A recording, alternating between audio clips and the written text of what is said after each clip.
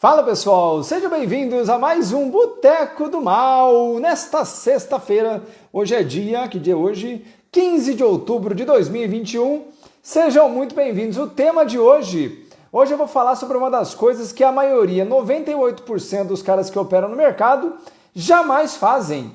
Você não ouve ninguém falar isso, que é a parte do recuar. Os recuos estratégicos como grandes multiplicadores de patrimônio, pelo menos do meu. E eu vou falar aqui do começo ao fim daquilo que eu faço na minha vida e, na verdade, da parte da minha estratégia que claramente revoluciona todo o meu conteúdo, toda a minha vida no mercado de valores, para mais de 100 pessoas ao vivo, com 15 segundos de live. Muito obrigado a cada um de vocês nessa noite de sexta-feira. Toda semana eu faço questão de lembrar, eu tenho muito a agradecer. Podiam estar aí no boteco, por aí, tomando uma cerveja, falando umas mentiras, estão aqui comigo, fazendo companhia, me fazendo companhia, então eu torço de coração para que vocês gostem da companhia também, né? Lembrando, hein, o segundo tema que foi votado, que é o que eu falei, o fim dos fundos de investimentos, por assim dizer, né, que eu acho que daqui 10 anos 95% terão acabado, né? Fica para a semana que vem, então você que quer assistir, não se preocupe, o tema da semana que vem já está definido também, tá bom? Mas hoje eu vou falar sobre, inclusive, algo que eu estou fazendo agora no meu dinheiro e dos meus clientes, que é um recuo estratégico. Uma parte da minha atividade principal é principalmente não descobrir quando que eu vou agir, mas descobrir quando que eu não vou agir. Quando que eu vou literalmente dar 1, 2, 3 passos atrás, como forma de conseguir organizar de novo o time, né? E eu vou falar muito sobre isso hoje, inclusive, então, e eu vou explicar em detalhes de onde vem essa ideia e para onde vai, do que se alimenta, né? Aquela coisa toda.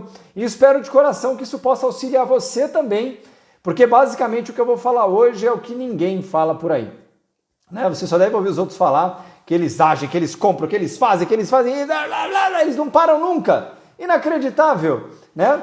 E eu vou falar que a história, não é o Maurício, a história mostra que esse tipo de abordagem é suicida. Então, nós vamos falar muito sobre isso hoje. Muito obrigado a todo mundo. E hoje, inclusive, vocês não me veem falando de livros. Hoje eu vou citar alguns livros que eu li. E não é de mercado de valores, não. Ao longo da minha caminhada, aposto que vocês vão gostar, tá bom? Vamos começar então com o boteco, a parte que não pode faltar. Chegou no boteco, meu amigo, eu não falo nem oi pro garçom, brincadeira. Falo oi sim, né? Tem que ser educado, né, porra? Mas a gente chega no boteco, primeiro a gente pede a cachaça. E hoje, como eu vou falar de posturas clássicas do Maurício, nada como os clássicos, correto? Olha aqui, o meu Negroni, vamos tomar um Negroni aqui hoje do Benelux. Isso aqui meu amigo, meu aluno, né, Alexis, lá de BH, que me mandou. Isso aqui já é a segunda garrafa, tá no fim também, inclusive. Vou ter que continuar tomando aqui esse negócio aqui, mas eu faço também. Para você que é meio desavisado, Maurício, o que é esse negócio de Negroni? Eu não sei o que é Negroni. Negroni é uma bebida clássica italiana, que é uma parte de Campari, uma parte de Vermute Rosso, vulgo Cinzano, entendeu? Ou Contini Rosso, o que você tiver na sua casa, né? Uma porção de gin, uma laranjinha, a casca da laranjinha torcida e muito gelo. Saúde a todos vocês, sejam todos muito bem-vindos. É um prazer estar com você. Olha aqui, meu querido Remora Investidor, que é o Alexis. Ele aqui, tá aqui com a gente. Aqui aí, Alexis, Tô prestigiando seu Negroni de novo, porque eu vou falar, esse negócio aqui é gostoso, hein? Saúde, hein, pessoal? Para as 270 pessoas, muito obrigado pela presença de vocês, viu? Então vamos lá? Lembrando, hein, manda a foto do seu boteco, importantíssimo que a gente bata um papo sobre ele também. Daqui a pouquinho eu abro para mostrar os seus botecos e para abrir para perguntas também, tá bom? E para terminar, antes da gente começar esse boteco, o que tá faltando? Meu amigo, falta ela. O cancioneiro popular, isso mesmo. Hoje eu vou falar bem a verdade, viu? Porque a coisa aqui tá feia, né? Todo mundo falando do fim do mundo. Então é uma dor de corno desgraçada. Então hoje só deu um jeito. Vamos lá torrar esses, né? Vamos torrar esse chifre na areia? Vamos? Isso, a areia do Saara. Nós vamos falar do Saara hoje, hein? Será? Vamos lá. Conhece essa? Fala pra mim. Não conhece? Isso aqui, meu amigo, é mais velho que andar pra frente, entendeu? Chama cama fria. Eu fiz de propósito. O cara que quebra tudo, meu amigo, você perder dinheiro da sua família, você vai dormir na cama fria, meu amigo. É isso aí, né? Você que é o fodão, que só compra, eu compro o tempo todo, eu compro. Não tem dinheiro, mas eu compro também, né? Vendo as coisas da minha mulher, vendo as heranças, compro tudo. Esse boteco de hoje é para você entender que quem só anda para frente, sabe para onde vai? Pro precipício, meu amigo. Isso mesmo. E lembrando, hein? Não é o Maurício falando. Eu vou mostrar fatos venéreos da história para você poder participar comigo, combinado? Vamos lá então? Então bora começar. Aguarda a foto do seu boteco, manda suas perguntas e para mim, como eu gosto de lembrar, enquanto eu tiver apetite e tiver com vontade, estarei aqui nas noites de sexta-feira para bater um papo com, nem que tiver 10 pessoas, eu ainda tô com vontade de vir, virei aqui, porque é um prazer enorme estar com vocês aqui, combinado? Então vamos lá. Vamos lá então, né, pessoal? Bom, deixa eu baixar aqui um pouquinho, porque hoje eu estou meio desconcentrado. Eu preciso, para as mais de 300 pessoas ao vivo, bora começar então. A live de hoje tem muito a ver comigo. É uma parte que eu não gosto muito de lembrar, para falar bem a verdade, né, da minha história. Porque me lembra de erros muito importantes que eu cometi na minha vida, muito importantes. Nossa Senhora. Que teriam me poupado, não tivesse cometido eles. Claro, né, hoje é confortável falar disso, mas na época eu não pensei desse jeito, né? Mas teriam me poupado 10 anos, 15 anos fácil, sem pensar duas vezes. A gente, desde que é criança, né, a gente é ensinado a não errar nunca. Não importa o que aconteça, siga em frente. Não importa o que deu errado, segue em frente. Né? Não tá com coragem, vai sem coragem mesmo. Sabe essas coisas? Isso tudo, para algumas coisas na vida pode funcionar bem. Mas nem sempre vai funcionar bem, nem com tudo, né? Esse que é o principal ponto. E eu acreditava fielmente de que isso funcionaria. Quem não é assim, né? Você tem que estudar muito para tirar nota 10, mesmo que você só tenha decorado a sua matéria, para depois passar num bom colégio. Na minha época era colégio técnico, tinha a ET lá, a Senai, né? Eu vim de São Bernardo, o que você acha que vai ter? É para trabalhar na indústria. Então você vai estudar na escola técnica, que era escola técnica industrial e depois virou estadual, né? E depois o Senai, que também era bom. Beleza, tá tudo bem. São realidades que muita gente tem que viver e eu vivi, tá tudo bem. Fui muito feliz com ela. E aí, passando na faculdade, tentar passar na USP, mas óbvio que eu não ia passar. Primeiro que eu não tinha estudado num bom colégio antes, e segundo porque eu não tinha tempo para estudar, nem grana para me bancar, então eu tinha que ir para onde dava, né? Não para onde eu queria. E essa loucura, né? Você não para, você vai em frente, né?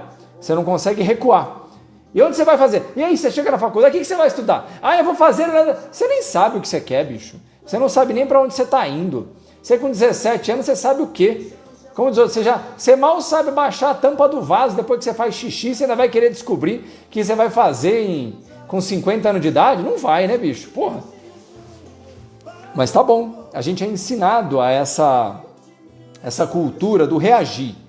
A gente não pensa, a gente reage o tempo inteiro. A gente tem o estímulo e a gente reage, a gente tem o estímulo e a gente reage.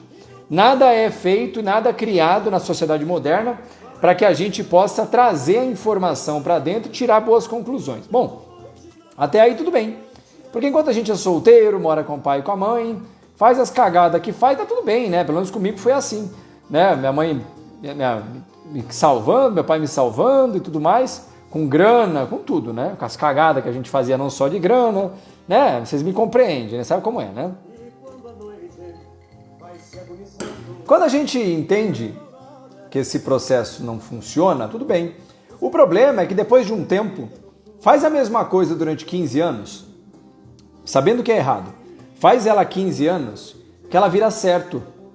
Não é assim que funciona? Até que você um belo dia vai para a faculdade, estuda, né? E aí começa a trabalhar, quer estudar na melhor faculdade para ter o melhor emprego, para trabalhar 18 horas por dia, blá, blá, blá, blá, blá, blá, pronto, tá feito.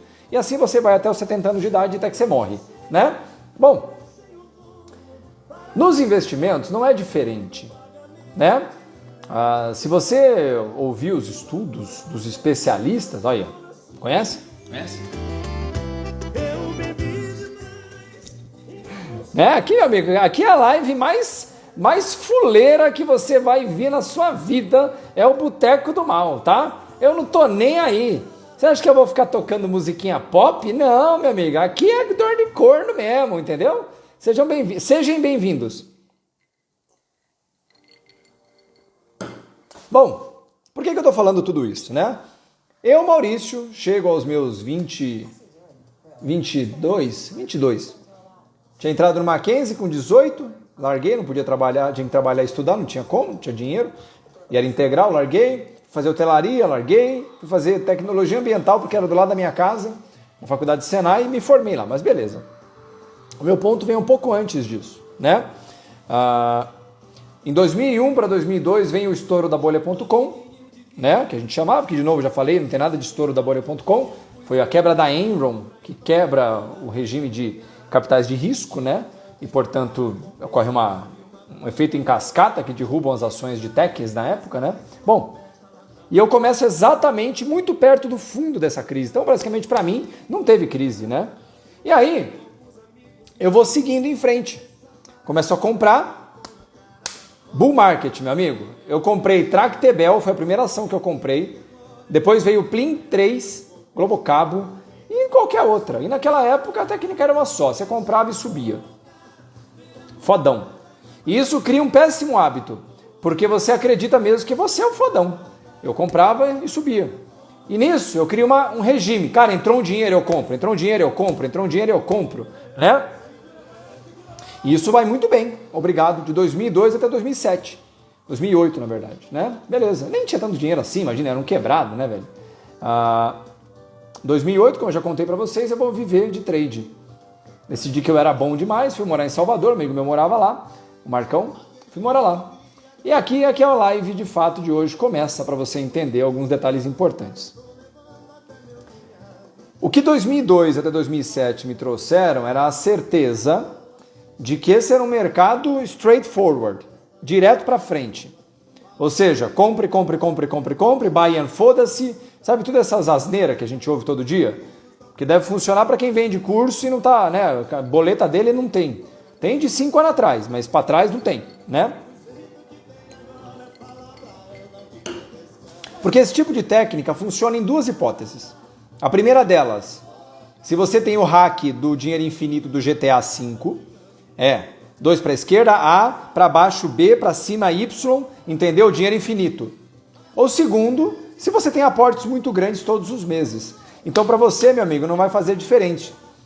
Não vai fazer diferença nenhuma. Você só vai comprar e vai, né? O bolo só cresce, o dinheiro não para de entrar. Beleza. Para mim, a realidade de um lavador de carros, até porque passou 2004, eu fui trabalhar com meu pai de volta.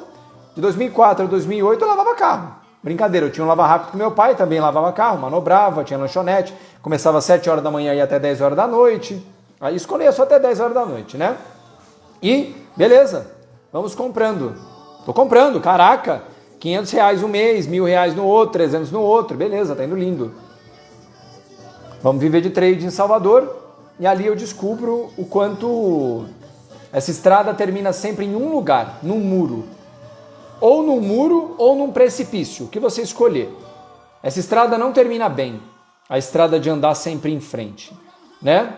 E já contei essa história para vocês, em questão de 3, 4 meses eu perdi 80, 75% tudo que eu tinha feito na minha vida. Naquele momento eu estava com 29 para 30 anos já não era mais um menino, né?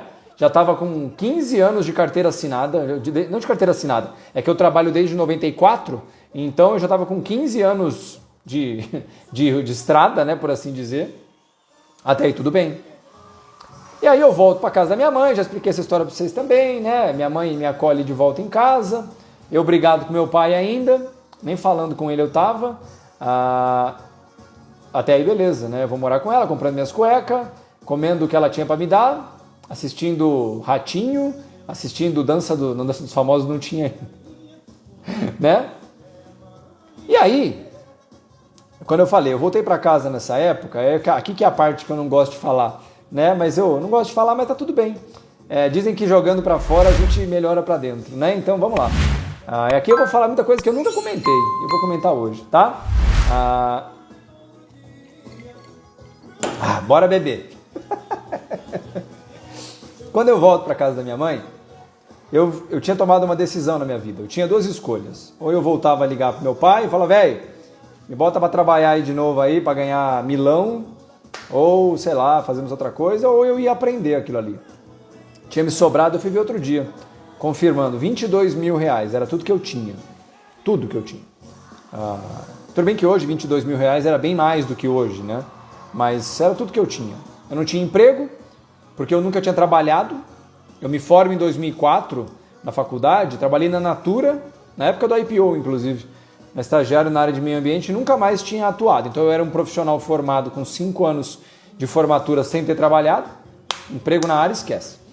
Eu sabia lavar carro, sabia? Né? Era o que eu sabia. E aí, olha que coisa legal. Eu volto para casa da minha mãe e eu percebi que eu tinha que estudar. Estudar. Mas Maurício, como assim estudar? Genérico assim para as 420 pessoas? Estudar. Mas eu não sabia o quê? Eu não sabia nem por onde começar. Eu sabia que eu tinha que conseguir fazer aquela porra.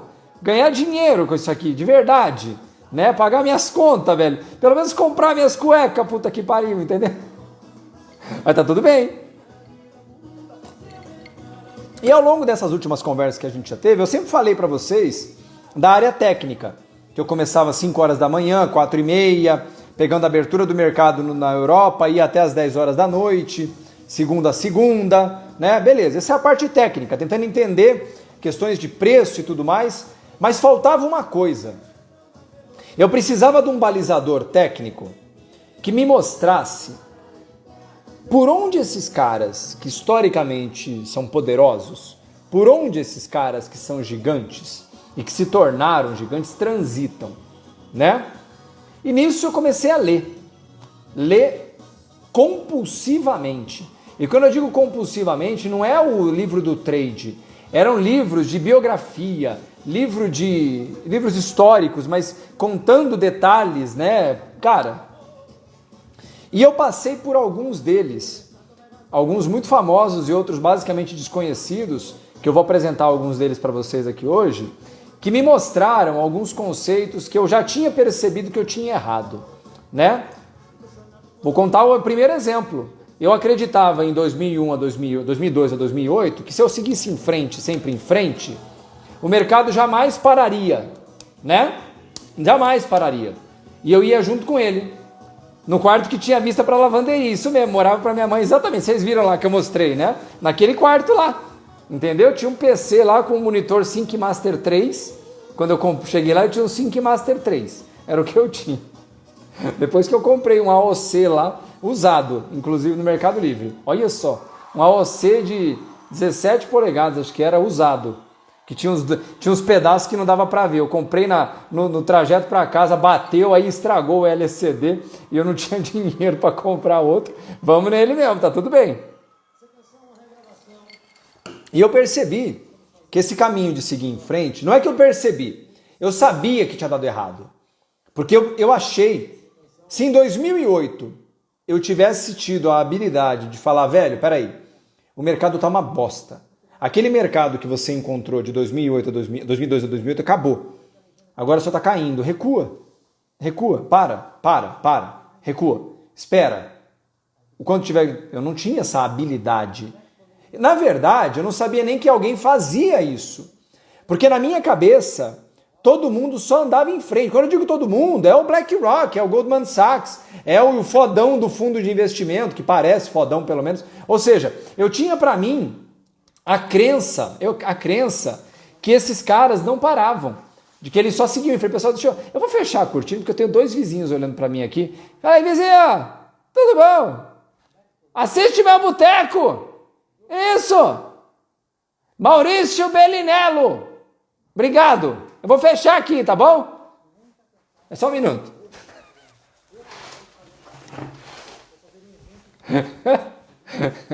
Voltei aqui para continuar a história. Aqui nós tem plateia, meu amigo. Aqui nós tem plateia. É assim que funciona. Desculpe, caiu aqui um negócio aqui. Eu não tô bêbado não, peraí. Eu tinha percebido, entendeu? Eu tinha que parar. Vocês estão achando que a zoeira? É tudo os vizinhos aqui, bicho. Aqui tem...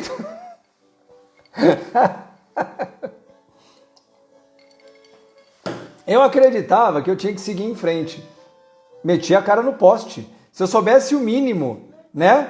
Cara, só para um pouco. Vê o que as coisas vão acontecer. Não, eu não tive essa habilidade. E aí, cara, eu comecei a ler compulsivamente. Cara, eu li tudo, velho. Eu li de Winston Churchill, Napoleão. Eu li Heráclito. Eu li... Puta que pariu, velho. Eu li tudo, velho. Eu li... You name it. Tipo, você me fala, eu li. Eu devo ter lido de 2009 a 2012, 2011, uns 40 livros. Fácil. Sim, tudo. E eu não queria ler, ele era um cara muito legal. Não, eu não quero saber se ele era um cara legal. Eu queria tentar entender por onde esses caras transitaram, né? Porque, de novo, eu sei que é alguém que escreveu a vida deles. Eu sei disso. Eu sei que é uma opinião de alguém. Entendeu? Eu não tenho um problema com isso. Mas eu estava tentando tirar trechos desses livros que me mostrassem por onde essas coisas andavam, né? E aqui eu não vou ficar enchendo vocês de detalhes dos livros, né? Eu vou mostrar para você 3 dos livros. Para você, anota aí, hein, ó, anota aí. Já estou avisando, 2 deles, dos 3. Outra coisa, só para explicar. Eu li vários livros. E aí um puxava o outro. Eu ia lá na época já tinha a Amazon, né? Eu ia na Amazon, o livro, quem leu esse livro, leu que outro livro? Eu ia nessa, e eu ia encontrando, até que apareciam uns livros, que eu falo, cara, esse livro parece bom. Sei não, esse livro tá parecendo bom. Aí eu comprava. E aí eu comecei a perceber que os melhores livros eram aqueles que me ofendiam. Eles me ofendiam profundamente, bicho. Sabe o que você lê um livro e você fala assim, eu tô puto. Esse cara tá me ofendendo. Esse desgraçado tá... Muito obrigado, Brasil, pela parte que me toca. Tiozuki tá me lascando. Eu não sei o que tá acontecendo. E não é a minha internet. Então eu vou até abrir aqui um pouquinho, porque tá um calor de inferno. Tomei esse negócio agora aqui. Deu um calor, bicho. Entendeu? Mas vamos lá, vamos chegando aí. Vai dar certo, vai dar certo. Vai dar certo. A gente consegue, a gente consegue. Aqui é da poltrona, seu Piscite, aqui é da poltrona. Aqui a gente, né, não pode falar mal da Oi, vocês sabem, né? Falou mal da Oi, caiu a internet, vocês sabem, né? Na hora, né? Foram os vizinhos. Foram lá e cortaram o cabo. Já pode ser isso. Foram os vizinhos.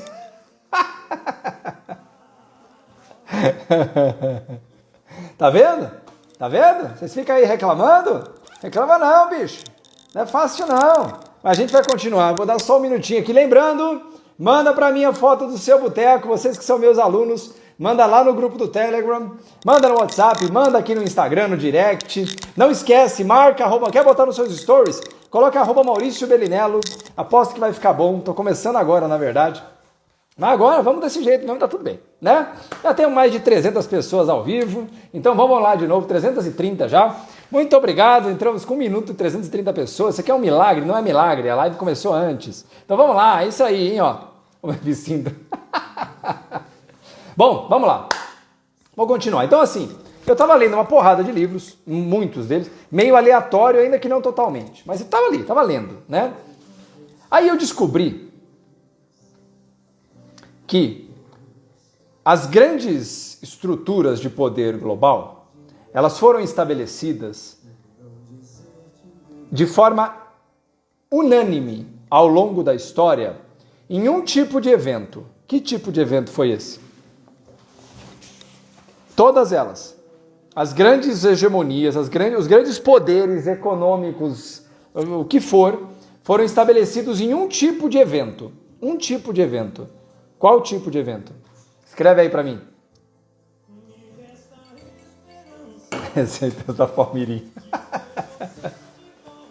Isso, bicho! Não é só crise, viu, Rafa?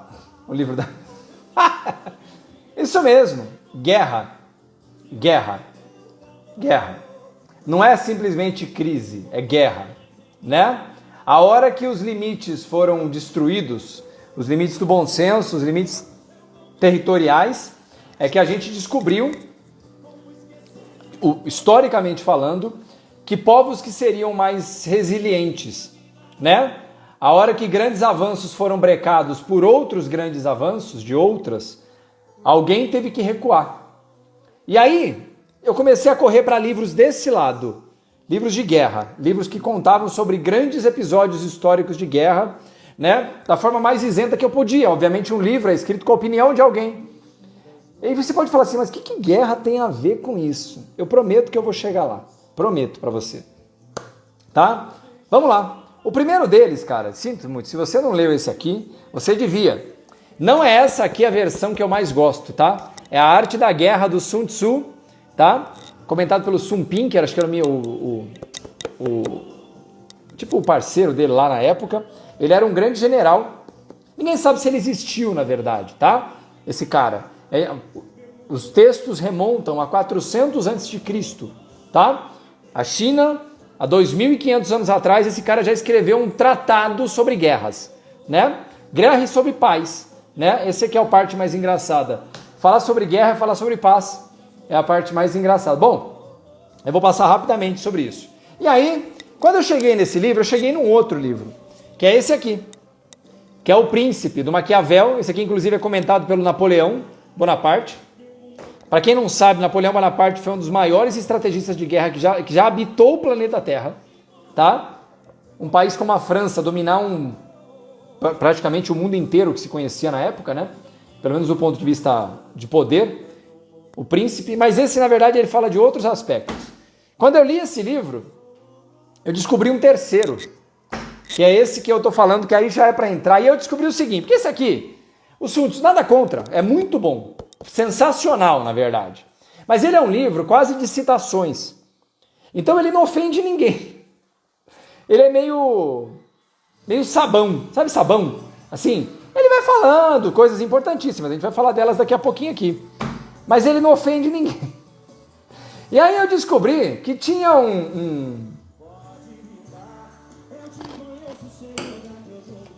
um problema. É impossível você tratar de guerra sem ofender alguém. E eu percebi que isso era uma falha dos livros. Uma falha no sentido de eu conseguir ter acesso a melhores informações. Porque um livro que fala de guerra e que não é capaz de falar da parte ultrajante das relações de poder, das relações de poderio militar, político, social, estava escondendo uma coisa que, por mais que incômoda que possa ser, provavelmente era uma informação importante. E aí eu cheguei nesse livro aqui, ó. As 48 Leis do Poder, do Robert Greene. Se você não leu, eu já estou avisando, é grande, tá? E você é um cara ofendidinho? Você é uma menina que se ofende fácil? Fica longe. É tudo que eu posso te dizer. Você vai ficar com raiva dele depois da página número 50. Quando você chegar na página 400, você já vai estar querendo jogar ele pela janela. Entendeu? Mas é isso. Esse livro ele é maravilhoso porque ele conta 48 facetas do poder ou das estruturas de poder através de exemplos históricos. Mas os exemplos que não estão nos outros livros, que contam só a parte bonitinha da história. E no final, o Robert Greene, esse livro aqui em português, né? Esse livro aqui eu comprei a primeira vez, ele acho que em 2008, 2009, e aí eu emprestei para um amigo meu, desgraçado, sumiu com o livro e comprei de novo. E aí o Robert Greene escreveu um outro livro. São as 33 estratégias de guerra.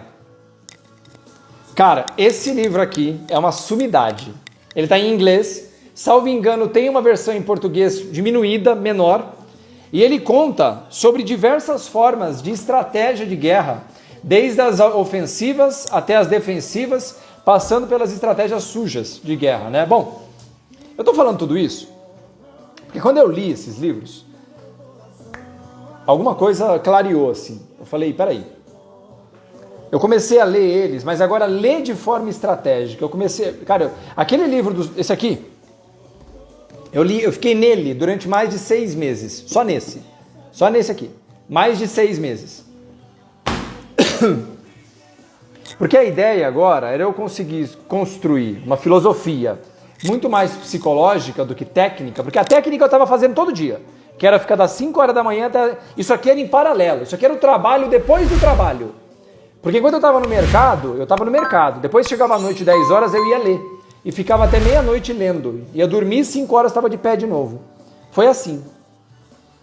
E aí, eu descobri um negócio que provavelmente salvou a minha vida. Quando eu digo que salvou a minha vida, no sentido da grana. Porque se eu não tivesse encontrado um jeito de encontrar a saída para mim, pagar as minhas contas, provavelmente eu teria ficado pelo caminho antes. Eu, graças a Deus, consegui. O que eu descobri com esse monte de livro? Eu vou ler algumas passagens rapidinho daqui a pouco, para a gente conseguir construir esse pensamento, tá? Eu descobri que nenhum grande estrategista militar, nenhum grande, na história, pelo menos não dos que sobreviveram, porque a maioria deles que foram de um caminho diferente morreram no conflito. Os que sobreviveram e conseguiram dominar militarmente, socialmente, politicamente grandes áreas territoriais, até porque no passado as guerras eram expansionistas, elas eram conflitos de expansão territorial, coisa que nos tempos atuais já no meio que não fazem sentido. Eu descobri que esses caras eles eram exímios estrategistas na escolha das batalhas. Escolha? Você vai falar, mas como assim escolha? Ele está em guerra, como é que ele escolhe? É sobre isso que a gente vai falar hoje, né? Eu vou começar pela primeira passagem que está no livro do Sun Tzu, que ele fala assim, ó: triunfam aqueles que sabem quando lutar e quando esperar. Ele escreveu isso em 400 a.C., há 2.500 anos atrás, tá? Olha que legal. Triunfam aqueles que sabem quando lutar e quando esperar. Isso está quase no começo do livro, né? Ele fala que o melhor guerreador, inclusive, é aquele que guerreia sem lutar, né? Isso é muito sintomático, porque quando ele começa a... E esse tipo de passagem está em todos esses livros, mas em todos esses livros, né? Você vai ler a história sei lá, cara, de Gengis Khan. Eu li um livro maravilhoso sobre ele também, inclusive. É a mesma história. Ou seja, esses caras, eles tinham uma habilidade sobre-humana de olhar para um ambiente, olhar para um terreno. É bom lembrar que em guerras campais, o terreno era uma parte muito importante da conversa. Era elevado, era de baixada, tinha morros em volta, não tinha, era alagadiço, né? Era frio, era quente. Essas escolhas de você olhar o ambiente em que você estava se instalando e escolher a melhor batalha, escolher mesmo, era crucial para você conseguir vencer. Gosto de lembrar que o Napoleão é famosíssimo pelas batalhas que ele escolheu perder. Escolheu perder. Por quê? Ele às vezes tinha lá, estava indo contra a Inglaterra ou contra países vizinhos mesmo, tinha um lugar que estava pronto para acontecer uma batalha, um lugar alagadiço, muitas montanhas dominadas pelo inimigo em volta, ele literalmente retrocedia, largava lá meia dúzia de gente, infelizmente é assim que funciona, e ele retrocedia, né? Ele perdia aquela batalha de propósito. Ele entregava aquele pedaço do campo, porque ele sabia que mais à frente tinha a hipótese de um outro ambiente muito mais propício para ele. O Napoleão fez pelas 94 batalhas, ou 84 batalhas, que ele é conhecido, que ele perdeu e ganhou a guerra. As guerras napoleônicas, que eles chamavam, né? O Napoleão, inclusive, diz que toda a arte da guerra consiste em uma defesa muito bem pensada e extremamente atenta, seguida por um ataque rápido e audacioso. Ou seja, por que eu estou falando tudo isso? Quando a gente aprende com caras que dominaram o mundo, não foi um Zé Ruela que escreveu um livro, foi o cara que dominou o mundo como nós conhecemos em outros momentos da história. Se esses caras que tinham tudo na mão optavam às vezes por recuar propositalmente, eu comecei a perceber que a falha não estava no mercado, estava em mim. Não era eu, o mercado não era o problema, era eu. Eu que estava só atacando, só em frente, só comprando, sempre é bom, amanhã vai melhorar, hoje está ótimo, vai ficar melhor, não para, segue em frente. Isso não existe. Isso não existe. Qualquer palerma que falar para você que a melhor defesa é o ataque, talvez o Pelé concorde com isso, nem sei. Mas nenhum dos grandes estrategistas do mundo concordam com isso. Porque o grande ponto qual que é? É o que eu estou falando. Eu começo no mercado em 2002 e pego o grande bull market que vai até 2008. Esse é o momento de ataque, claro que é. Uai, o mercado está subindo, ele é favorável, extremamente favorável. Se você sair do ataque, você está abrindo mão da vitória nessa história. O detalhe é que, por definição, nenhum bull market é eterno, nenhum deles. E historicamente, se você puxar o histórico dos últimos 300 anos do mercado, quando vem os períodos de choque, que eu falo que o mercado ele não é cíclico, ele é uma eterna alta, eterna no sentido que o mercado sobe muito mais tempo do que ele cai. Se você pega dos últimos 300 anos, em qualquer período, tá? Mas ele tem por períodos depois de forte queda, um choque, que inclusive muitos deles foram por guerra, né? Estourou uma guerra não sei aonde, o mercado caiu. Primeira Guerra Mundial foi assim, Segunda Guerra Mundial foi assim. Por que eu estou falando isso? Quando você entende que esse processo de só seguir em frente, por mais bonito que possa parecer no blá blá blá, não, cara, ó, eu caiu, compro, subiu, compro, compro. Que asneira, bicho, isso é uma bobagem, isso é uma bobagem. E eu vou chegar a explicar isso para vocês daqui a pouquinho. Vou falar um pouco de sanidade também nesse processo, né? O Sun Tzu mesmo fala que o que propicia invencibilidade é a defesa. Invencibilidade está na defesa. A possibilidade da vitória está no ataque. Então lembra, a chance de não perder está na habilidade de se defender. Você se torna invencível. Nas palavras dele, claro que é um exagero da palavra, mas é isso.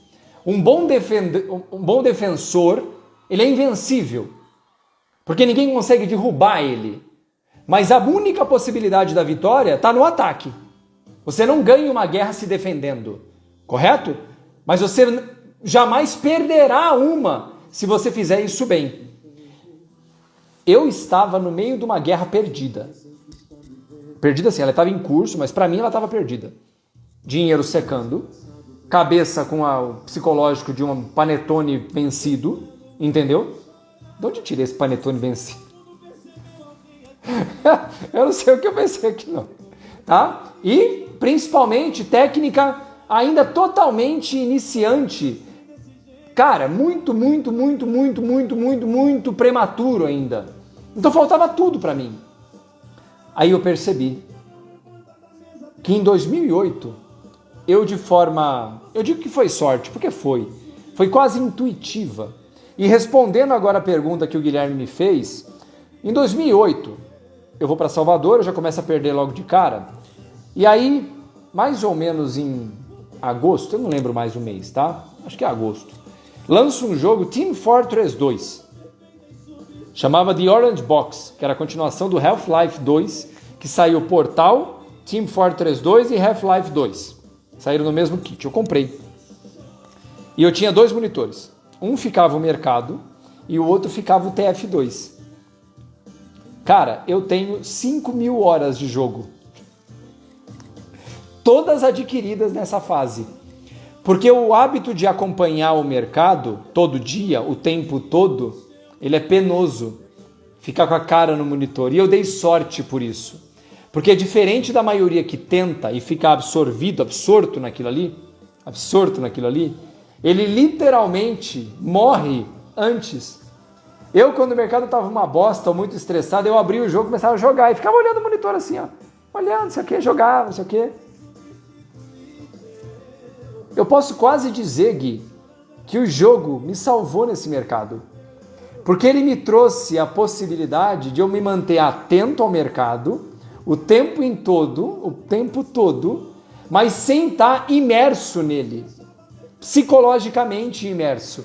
E em 2008, quando eu tomo o maior prejuízo da minha vida e aperto o botão vermelho e paro de operar, eu fiz algo que eu devia ter feito em julho de 2008.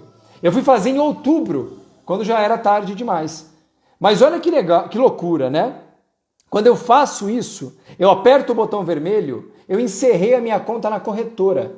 Eu ainda tinha lá uns caraminguá lá, mas eu não operava mais. Eu falei, eu vou desligar tudo para não ter a chance de operar. De novo, eu dei sorte, porque ali eu fiz um recuo forçado. Mas eu jamais parei de observar o mercado. Jamais parei de observar o mercado. Porque essa história do recuo, olha que legal, o jogo me mantinha distraído. A hora que eu tava, eu digo distraído, mas é um distraído totalmente fake, tá? Porque, cara, eu tava assim, cara, perdi uma grana.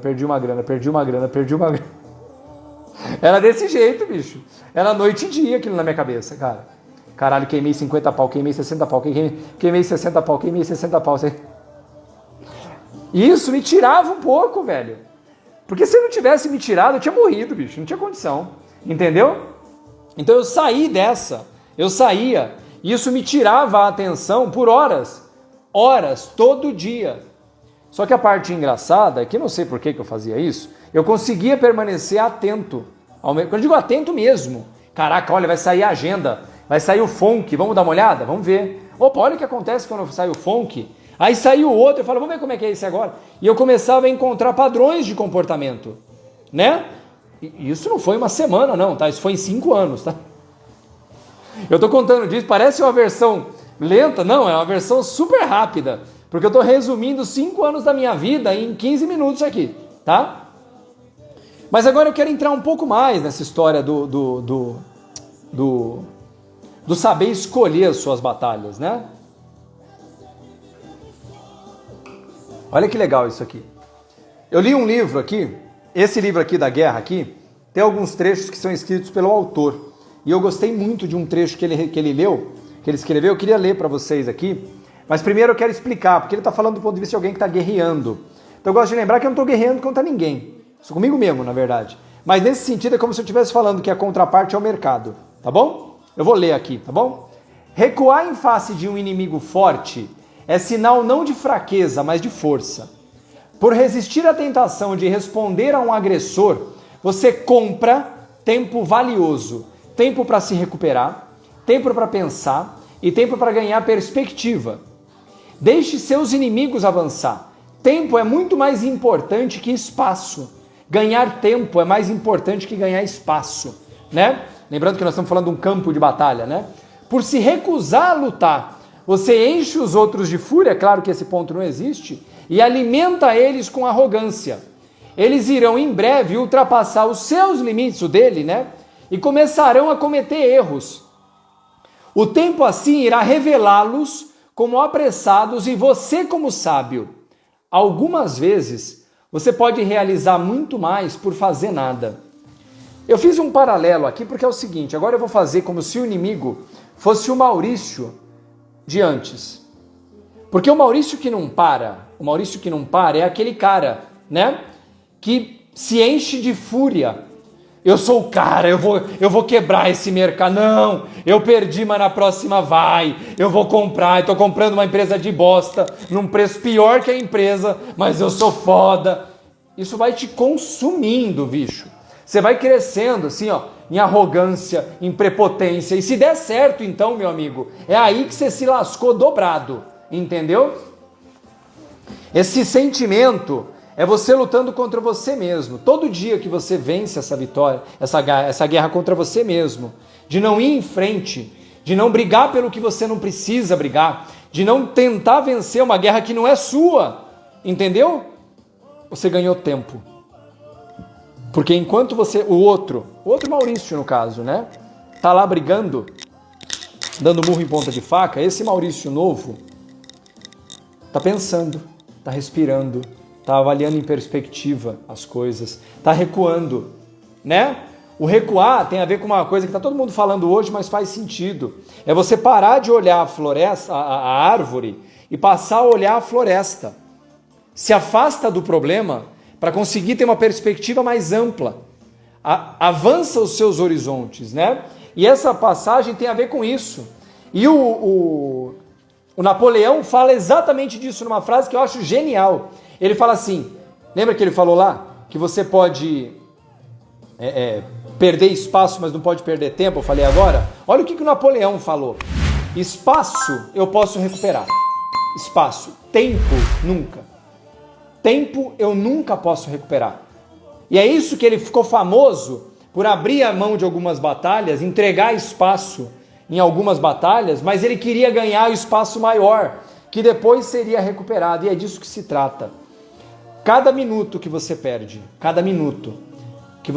tendo certeza de que o mercado só vai subir, cada minuto que você perde, tendo certeza de que você é foda, de que você tem a espada de Grayskull, entendeu? Que vai derrotar o esqueleto, né? Cada vez que você acredita nisso, é tempo que você está perdendo para reavaliar a forma como você está operando. A cada minuto que você deixa de recuar, em momentos em que o mercado se torna inóspito para você, a cada momento que você deixa de reavaliar a sua situação financeira, no caso do mercado, porque você tem plena certeza de que dessa vez vai ser diferente, dessa vez o bull market é eterno, você perdeu tempo, primeiro para descansar, porque isso aqui consome. Segundo, para avaliar a floresta. Opa, como é que está o restante? Eu estou olhando aqui, mas como é que está o restante? E principalmente para tomar melhores decisões. Porque nesse ponto, nessa brincadeira, quando você abre mão de seguir em frente numa briga inglória, por assim dizer, você está ganhando tempo. Mas aqui, e é o que eu estava comentando em 2019, por exemplo. 2019 eu paguei de maluco quando eu fechei tudo em março e abril. Fechei quando a Bovespa bateu 100 mil pontos. A Bovespa foi aos 120. A batalha dos 100 aos 120 eu perdi. Essa eu perdi. Perdida. Eu não perdi minha sanidade por causa disso, mas eu perdi essa batalha. Numericamente eu não tenho que negociar, eu não tenho que negar. A Bovespa subiu 20% e eu fiquei de fora. Só que quando a Bovespa veio de 120 para 60, todo mundo perdeu a batalha, a maior delas, a mais importante delas, e eu estava pronto para comprar. Muitos de vocês que estavam aqui lá em março, abril do ano passado, nas lives da carência, sabem do que eu estou falando. Naquele momento, todo mundo esperneando, quem se manteve são, comprou tempo para observar a perspectiva, para analisar o mercado, recuou de forma assumida. Maurício, você está de fora mesmo? Tô. Mas está subindo, eu estou de fora? Tá tudo bem. Não morro não, tá tudo bem. Esse recuo estratégico, ele é de autopreservação. Autopreservação física, não vou ficar doente. Mental, não vou perder minha sanidade. E terceiro, meu dinheiro. Porque eu não perco nada por deixar de ganhar. Né? Lembra que uma boa defesa te torna invencível. Ninguém vai me tirar desse jogo, não vai. Porque 2008 quase me tirou. Mas quase, bicho, assim, ó. E em todos esses aspectos, fiquei doente. Eu já sou magro, né? Eu fiquei com 47 quilos. Doente. Depois um dia desse eu mostro uma foto minha pra vocês verem. Eu fiquei doente. Perdi minha grana e perdi minha sanidade. Perdi tudo. Perdi a guerra. Eu não perdi a guerra por uma coincidência do destino. É tudo que eu posso dizer. Eu não perdi... 47 não, 48. Eu tenho 1,70 m. Hoje eu tô com 65, pra você ter uma ideia. Como é que eu tava. Entendeu? É isso. Mas olha que coisa legal. A ideia dessa estrutura que eu consegui iniciar a produzir mentalmente com esses livros, posso claramente dizer que esse livro aqui me salvou. Ele é um dos livros que vai te deixar mais ofendido na sua vida. Eu garanto para você. E se você souber não ficar ofendido com ele, provavelmente você vai ter uma vida mais tranquila, tá? Por que eu estou falando de tudo isso? Né? Eu quero entrar agora numa parte importante. Lembra, eu nunca falei isso para ninguém. Eu já falei isso alguma vez em live, vocês nunca ouviram, né? Quando eu caio para mim, eu caio em mim nesse momento, né?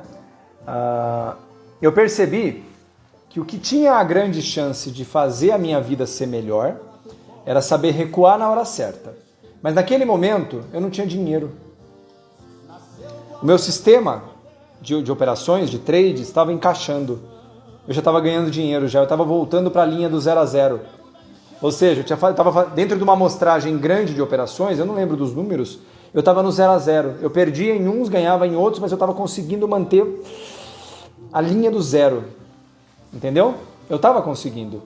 Isso é uma vitória, bicho. Desculpa, velho. É assim, eu não sei quantos de vocês nasceram vitoriosos, eu não nasci. Tô longe dela ainda. Tô chegando nela, eu acho. Mas eu não tô nela ainda. Mas esse estágio do 0 a 0, você pega uma amostragem de 6 meses de operações suas. Depois de uma época muito conturbada, você faz a conta e deu um 0 a 0, meu amigo. Olha, pode abrir um espumante. Nem que seja um Cidra Cerezer, bicho, abre. Merece. Acredita em mim. Merece. Eu lembro do dia que eu fiz a conta. Falei, velho, consegui, bicho. Puta que pariu, consegui, velho. E a parte engraçada dessa conversa é que nesse momento, isso deve ser 2011, alguma coisa assim, eu não lembro mais. De verdade, meu cérebro me prega peças disso hoje. Essa é uma época que me quebrou tanto psicologicamente que eu hoje não tenho uma memória muito clara desse período, sabia? Do que veio, né? Que ano foi, eu não lembro mais direito. Eu lembro do que aconteceu, mas não lembro mais dos anos, né? Só que nesse momento eu não tinha dinheiro. Tinha não. Tinha, sei lá, 8 pau, 7 mil talvez, não lembro mais. Era muito pouco, cara. E aí faltava o quê? Faltava grana, velho. Como é que eu vou acelerar? Eu já sabia ganhar dinheiro. Eu já estava transferindo, a curva estava virando para cima, né? Eu era day trader de petróleo, tá? Nessa época, só petróleo já. Um belo dia, eu falei, eu vou ter que recuar. Qual que vocês acham que foi o meu recuo? Foi um recuo na minha vida. Eu tive que recuar. Qual que vocês acham que foi o meu recuo? Quero ver quem acerta. Essa vai ser difícil. Essa eu nunca contei para vocês aqui. Eu vou contar agora. Nunca foi segredo também. Eu só não contei, né? Vamos ver quem adivinha qual foi o recuo. Mais ou menos em 2011. É, meu amigo. Doeu, viu? Doeu. Doeu muito. Vamos ver se vocês... Fiz um crédito pessoal. Não, meu filho nasce em 2015, 4 anos depois. Quase 5. Não. Liguei pro meu pai. A gente nem tava se falando, você também. Nós tinha tido uma briga feia, rapaz, mais feia. A briga mais feia que eu tive na minha vida com meu pai tinha sido um mês antes disso. Liguei pro meu pai. Falei, velho, tô precisando de ajuda. Tô precisando de ajuda. Eu já aprendi a ganhar dinheiro, mas não tenho dinheiro mais para conseguir fazer mais dinheiro. E eu preciso de tranquilidade para conseguir seguir fazendo o que eu faço, né? E meu pai em 2011 já estava com 60 anos, meu pai de 51, né? E falei, velho, e aí? Falou, ó, eu tô pensando em aposentar, ele falou. Quero largar a mão, meu avô já tinha morrido, minha avó já tinha morrido. Ele queria voltar para casa dos pais deles em Itabapuã e ele falou, eu quero ficar mais um ano aqui, depois você toca. Falei, não, daqui um ano não dá, não consigo esperar um ano, eu preciso agora. Ele falou, então eu vou ficar com você 2 meses aqui e a partir daí você toca. Beleza? Beleza. Voltei a lavar carro, muito carro. A gente lavava 700 carros num mês. Tinha 4 funcionários, direto eu trabalhava. Eu chegar no sábado assim, com 33 anos de idade, com a mão toda rachada, passando frio de São Bernardo, entendeu? Usando uns produtos super fortes. Eu sou riniteiro, eu vivia com o nariz inflamado. Mas eu pagava minhas contas. Esse dinheiro só pagava minhas contas. Ele não dava dinheiro, ele pagava minhas contas. Entendeu? Mas nisso, a minha sorte é que meu pai era muito na mão dele, na rédea, eu meio que transportei a responsabilidade para funcionários. E nessa história eu conseguia ficar no meu computador o dia inteiro. E eles começaram a tocar o negócio, os funcionários. E eu pude começar a operar de dentro do Lava Rápido, fazer o que eu faço até hoje. Eu dei o recuo mais doído da minha vida, mas o que salvou a minha vida. Se nós estamos falando aqui hoje, agradeço ao Dragster Lava Rápido de São Bernardo do Campo, porque foi ele que me salvou de estar sem grana e ter que fazer outra coisa e largar a minha vida. E nós não estaríamos hoje falando para 490 pessoas ao vivo às 10h35 da noite de uma sexta-feira. Porque no fim das contas, o tal do recuo estratégico, que a gente chama, ele não é uma atitude de guerra, ele é uma atitude de vida, em última instância. Saber a hora de regredir, de dar um passo atrás, é uma atitude de perseverança para poder seguir em frente. E, na verdade, é uma atitude de respeito à sua capacidade de dominar o mercado. Entendeu? Velho, eu sou um bosta, velho. Eu vou morrer um bosta. Tá tudo bem. Mas eu não sou pior do que ninguém. E nem melhor do que ninguém. Né? E eu tô falando disso porque nesse momento, por enquanto, agora, por exemplo, no mercado agora, eu tô fora do mercado. Eu devo estar com 5% da minha carteira comprado agora. 5%. Eu estava perto de 35, 40 em junho, zerei quase tudo. Peguei mais uma coisinha aqui, eu estou com o Banco do Brasil, B3, BBSE, um pouquinho de Cielo, obrigado Brasil. Estou com Budweiser nos Estados Unidos, um pouco de cripto, pouca coisa, mas tudo isso aí somado deve dar uns 5% da minha carteira. E eu cantei, eu falei, cara, eu tô inseguro, desculpa, tô inseguro, velho. Eu não entro num terreno inóspito. E eu determino o que é inóspito. Ninguém me diz o que é inóspito. Eu olho para o mercado, eu olho para o terreno de guerra, que está me chamando para a guerra, e eu olho, obrigado, esse terreno me é desfavorável. Eu não vou conseguir estar são, apto e atento a fazer isso. Então eu volto, eu dou um passo atrás. Entende? É um detalhe, o Sun Tzu tem uma analogia do arco e flecha, né? Ele fala que energia é o que tensiona o arco. Decisão é o que solta a flecha. Então é isso, nesse momento eu estou tensionando o arco. Eu estou guardando energia, porque a hora que eu preciso soltar, tem que ir. Eu tenho que ter absoluta sanidade para uma hora que eu achar que tá bom, eu vou pro jogo. Na velocidade mais rápida que eu puder. Porque sempre é assim. Fundos de crise no mercado normalmente são muito rápidos. Muito rápidos. Por quê?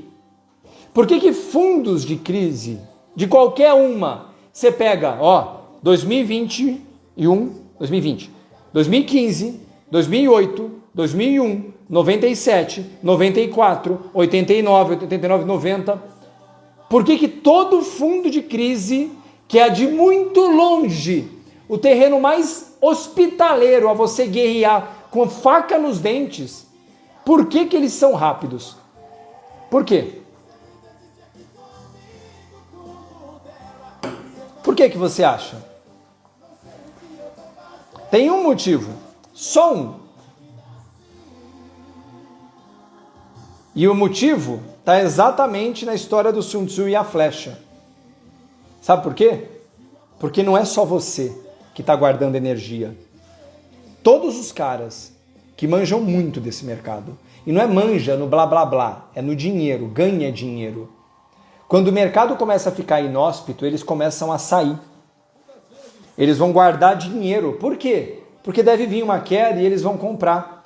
Até que um belo dia acontece quase que um consenso histórico sobre-humano de consciência interplanetária. É como se fosse um Wi-Fi que só tem na cabeça desses caras, bicho. Sabe aquela história do Wi-Fi que só tem na cabeça do Warren Buffett e dos amigos dele? Eles olham para o mercado e falam, deu, solta. Entendeu? É isso. Os preços caem, as empresas maravilhosas ficam num preço bom e eles saem comprando. E, portanto, se você estiver analisando aquele rebuliço, você não vai conseguir fazer. Você não vai conseguir fazer. Entendeu? Ele tem uma passagem que é maravilhosa, que diz assim, permanecer disciplinado e calmo, enquanto aguarda pela desordem aparecer entre os seus inimigos, é a arte de ser dono de si. Eu vou repetir. Permanecer disciplinado e calmo, enquanto aguarda pela desordem aparecer entre seus inimigos, é a arte de ser dono de si. Lembra que eu falo da brincadeira? Na hora que vem a crise, todo mundo começa a correr pelado na rua? É isso aqui. A hora que todo mundo perdeu o controle, é a hora que você tem que agir. É bem comentado isso aqui, viu, Omar? É a hora que a cavalaria passa e você não vê. Tá todo mundo guerreando, gritando, do nada vem a cavalaria e sai varrendo o campo assim, ó. Sai varrendo o campo, né? Na época lá do Gengis Khan, não sei como é que chamava lá, vinham os elefantes. É a hora que os elefantes vêm, meu amigo. Os elefantes vêm para terminar o negócio. Entende? É para acabar. É isso. Obrigado, viu, Omar? Obrigado, cara. É exatamente isso. Eles vêm para acabar. E esse é o ponto, né? E nessa brincadeira eu quero usar para vocês uma parábola, que eu vou até tentar ler ela aqui, se eu lembrar onde é que ela está agora aqui, que é a parábola do comandante, do general. O general vencedor, nessas estratégias de guerra, ele era o general que tinha a capacidade de, no meio da batalha, a batalha está rolando, o pau está fechando, está fechado o pau, tá voando cabeça, bicho, entendeu? A hora que o pau está fechando, o general era aquele cara que tinha a habilidade de deixar o campo de batalha, ir para um lugar mais alto, fora do barulho, fora, não ouvindo nada, e ele era capaz de olhar por cima, olhar o campo como um todo e decidir as movimentações táticas mais adequadas para o seu grupo de batalha. Então, o que eu posso sugerir para você é que, diferente do que eu fiz, porque, de novo, eu posso falar dos outros, eu não estou falando dos outros, estou falando de mim. Na hora que em 2008 o pau estava fechando para mim, se eu tivesse tido a sanidade de olhar, tá todo mundo aqui, né? Ou mesmo em 2002, eu falo assim, cara, tá todo mundo muito feliz, não é possível que isso vai durar para sempre. Se eu tivesse tido a sanidade de falar, ó, tá bom pra caramba, mas eu vou olhar, eu vou sair um pouco, eu vou olhar, eu vou ficar quieto, eu vou parar de ver notícia uns 15 dias, vou limpar a minha cabeça, eu faço isso hoje, sabia? Às vezes eu fico uma semana, 10 dias, que eu não leio nada de mercado, não sabe nada, nada, zero. Eu vou ver a novela das 8, bicho, sabe? Para dar mais, aquela história do jogo, que eu ficava no jogo, para que aquilo servia? E eu não sabia. Aquilo tirava a minha cabeça do jogo, ainda que ele ainda estivesse lá. Eu hoje fico, às vezes, uma semana, 10 dias de fora. Aí eu volto pro jogo.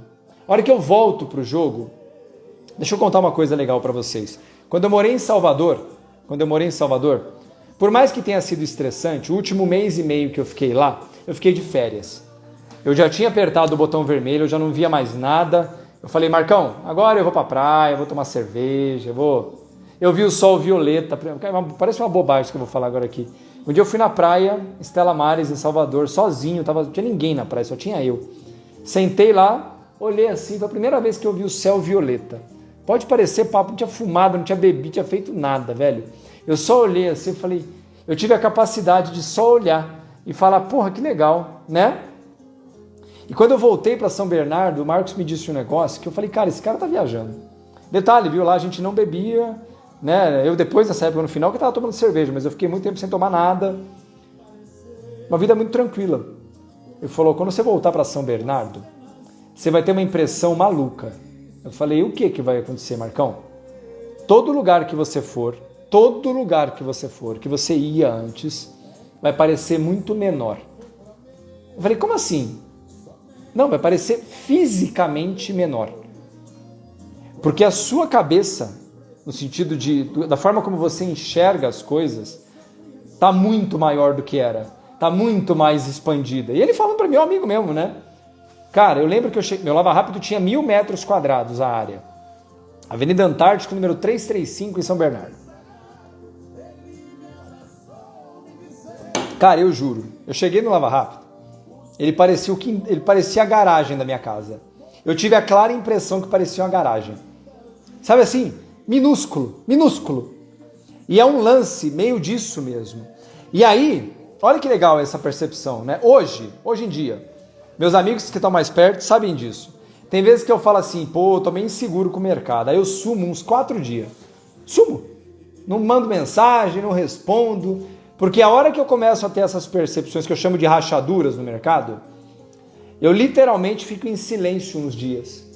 para isso, para que eu possa não olhar, eu não quero olhar. E eu volto a olhar para o mercado, eu volto a olhar para ele, eu quero ter novas percepções, eu quero confirmar, mas sem ter o viés do que eu tento, o máximo que eu posso, obviamente. Isso é completo desprendimento também é sonho, tá? Mas essa capacidade de olhar para as coisas e falar assim, puta que pariu, tem alguma coisa aqui que não estava certo.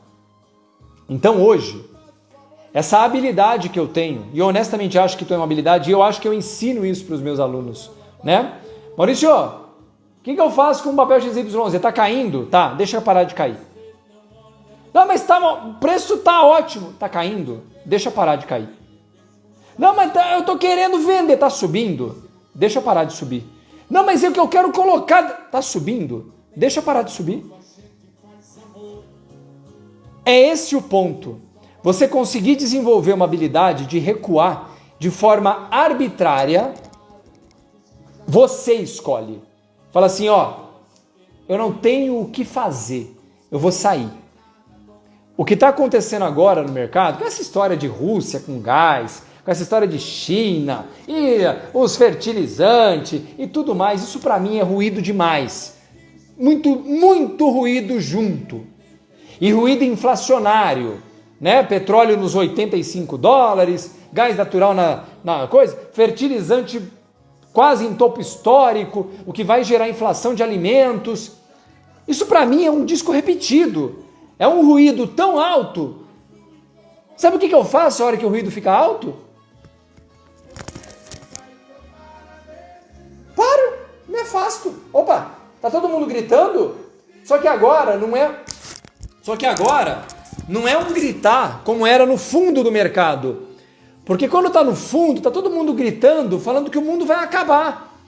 Agora é o inverso, está todo mundo gritando, falando que não, que a China vai acabar, que, né, o mundo está lindo. Cara, desculpa, para mim, ruído demais. Quando tem ruído demais, o que eu faço? Eu me afasto e acabou. A hora que o ruído, ou eu olhar para o mercado e falar, opa, parece que normalizou, eu volto.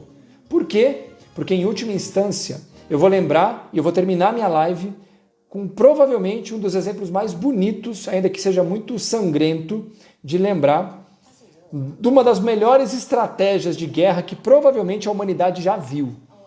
Quem é que sabe? Qual foi o evento de guerra global que provavelmente teve a estratégia mais bonita? Quando eu digo bonita, ela foi tão brilhantemente arquitetada e ela é fundamentada em tudo isso que eu falei aqui hoje, você vai entender, e para mim isso simboliza o que eu devo pensar. Qual foi esse grande evento global que provavelmente, para as quase 500 pessoas ao vivo, sinaliza que isso provavelmente tem muito sentido? Quem sabe?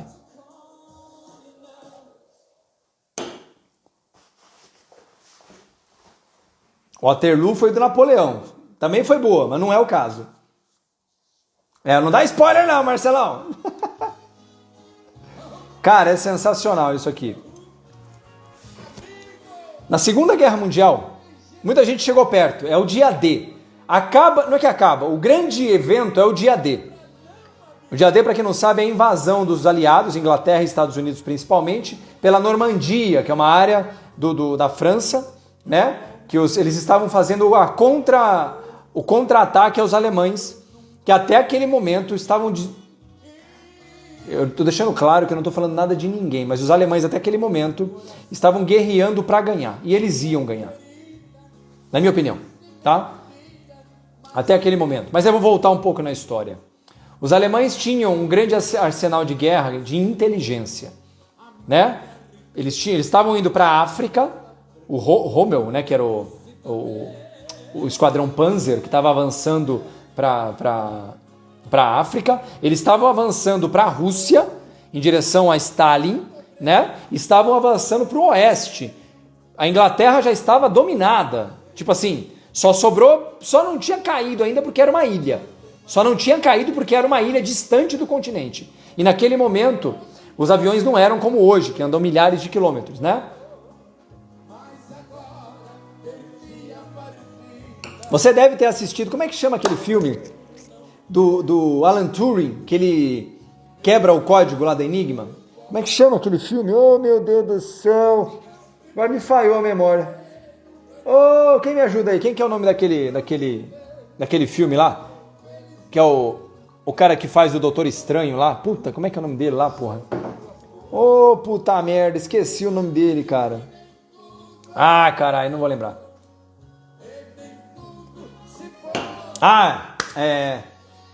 O Jogo da Imitação. O Jogo da Imitação. O Jogo da Imitação, é isso. O Churchill, dentro do esforço de guerra, os alemães tinham uma máquina de criptografia cifrada, chamava Enigma. Provavelmente um dos instrumentos mais fantásticos inventados pela humanidade até aquele momento, né? O Jogo da Imitação, isso mesmo, pessoal, o Jogo da Imitação. E o Alan Turing, que era um estatístico, não sei o que ele era, né, inglês, entrou no esforço de guerra para quebrar a Enigma. E ele cria o primeiro computador do mundo chamado de bomba na época, que era um negócio eletromecânico, completamente... que ele usa, eu não vou entrar no detalhe, mas assim, bom, depois de muito tempo de estudo, muita gente já morrendo, eles conseguiram quebrar a Enigma. Né, você vê no filme lá, eles contam mais ou menos, ainda que lá tá bem romantizada a história lá, até acharam uma esposa para ele lá que nunca existiu, né? E aí ele consegue quebrar o segredo da Enigma. Um método matemático que todo dia de manhã eles pegavam um rádio que era transmitido para as tropas no fronte e eles conseguiram descobrir. E a partir daquele momento eles conseguiram a maior vantagem de todas, porque eles conseguiam saber muito na frente quando alguns avanços ou ataques alemães iriam acontecer. Só que qual era o problema? Se a partir daquele momento, por forma milagrosa, os ingleses, os aliados, conseguissem... vai ter um ataque de um submarino não sei aonde, e fosse lá um esquadrão de defesa, os alemães saberiam que eles tinham quebrado o segredo da Enigma, e eles iam mudar o sistema do dia para a noite, e já era, né? Olha o que os caras desenvolveram, cara. O Alan Turing criou um sistema que eles só contra-atacariam batalhas específicas. Eles perderam muitas batalhas de forma proposital.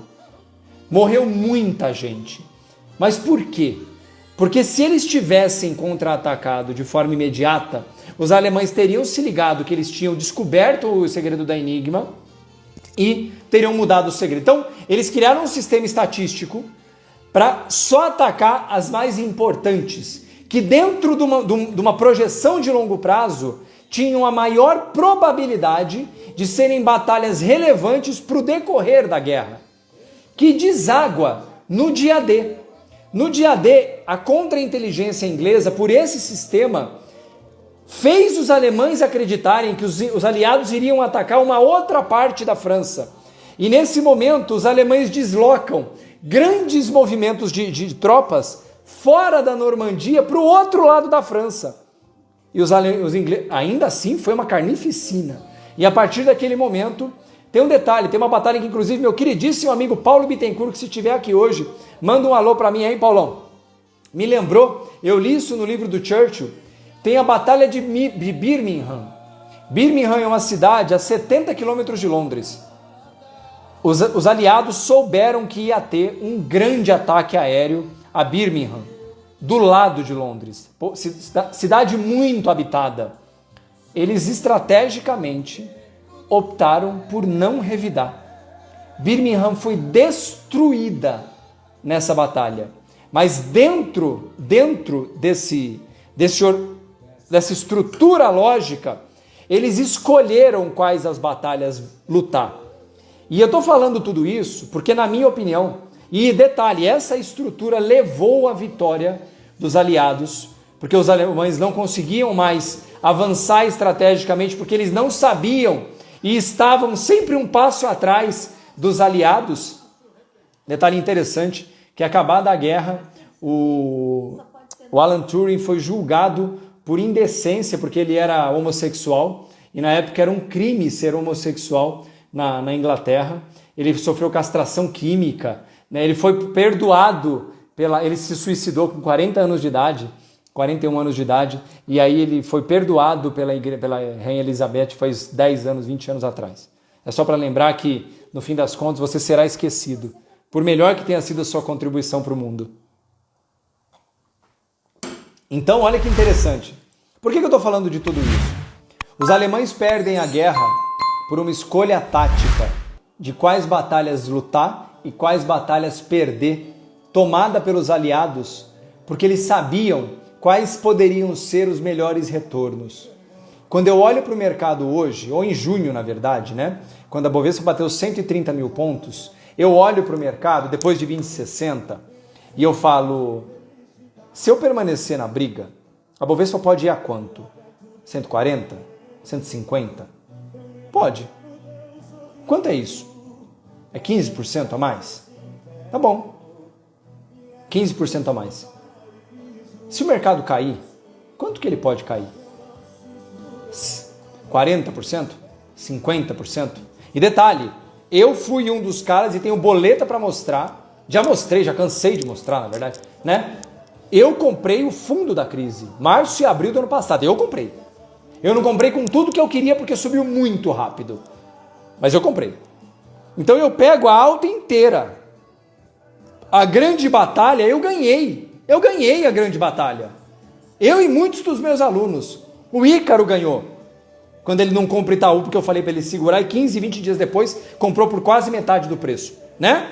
Eu ganhei essa batalha. Então agora, a batalha dos 130 até os 150, que eu nem sei se vai, frente a uma potencial queda para 60 mil, 70 mil, é uma batalha horrível. Porque se eu ganhar, eu ganho pouco. Se eu perder, eu deixo muito dinheiro na mesa. Então é isso. Quando eu recuo, eu não recuo porque eu sei que vai cair. É porque eu olho para a batalha e falo, não me interessa.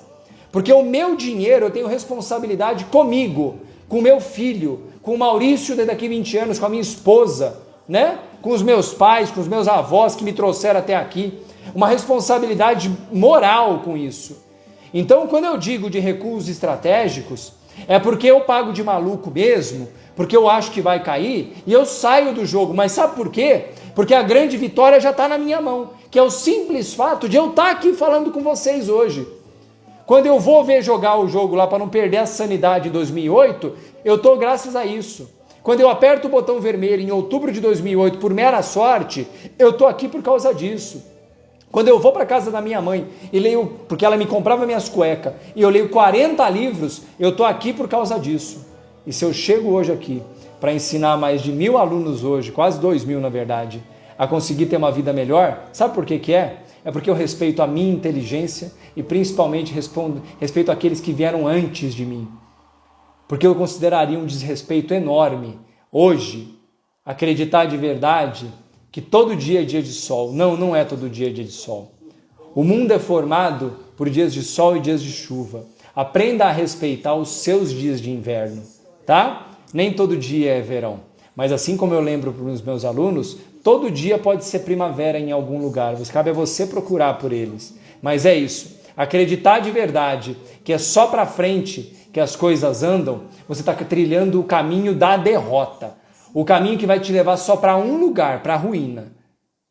Se não financeira, pessoal e moral. Porque provavelmente em algum momento você vai abrir mão de aspectos morais que te mantêm quem você é, seja pela sua sanidade, seja pelos valores que você construiu, e vai te deturpar isso no meio do caminho. Então lembra, o que a história humana de 6, 7 mil anos de civilização organizada nos traz, é que as maiores vitórias de potências hegemônicas que já passaram por esse planeta e que trocaram de lugar várias vezes, passou obrigatoriamente por, em alguns momentos, escolher algumas vitórias de forma estratégica, mas em alguns momentos admitir para si que nem toda vitória é bem-vinda e nem toda vitória é possível naquele momento.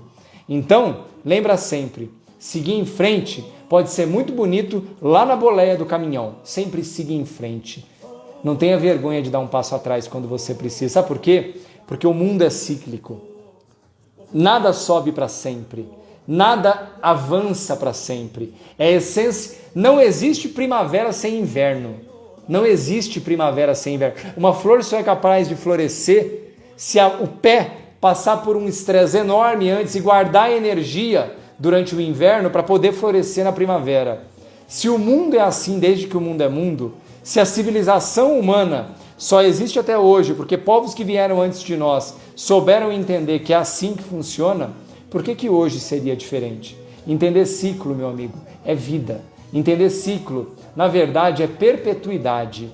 A única forma de estarmos aqui amanhã é compreendermos que não poderemos usar toda a energia todos os dias, até porque a energia no universo não é infinita, tá bom? Lembra sempre, meu papel aqui é ajudar a fazer a noite de vocês melhor, mais tranquila, mais leve, até porque eu não sou melhor que ninguém, nem pior do que ninguém, ainda que o tio Zuki tente me derrubar, eu vou continuar aqui enquanto eu tiver energia e vontade e tesão de estar aqui, porque eu gosto pra caralho de participar desses botecos, porque para mim é uma coisa muito boa, mesmo tendo que encerrar a live antes, o que muita gente não vem depois, colocar as 500 pessoas ao vivo numa noite de sexta-feira, onde todo mundo pode estar nos botecos, para mim é uma satisfação. E lembra, você quer aprender comigo também, tem o meu curso de renda fixa, muito em breve. Quer aprender a operar o ciclo de renda fixa, que não acontece desde 2015, que eu acho que vai acontecer no primeiro semestre do ano que vem, dia 21 de novembro, tá lá. Vai lá na minha bio, clica no link lá, responde o formulário, lá eu peço umas perguntinhas, falo quanto custa e tudo mais.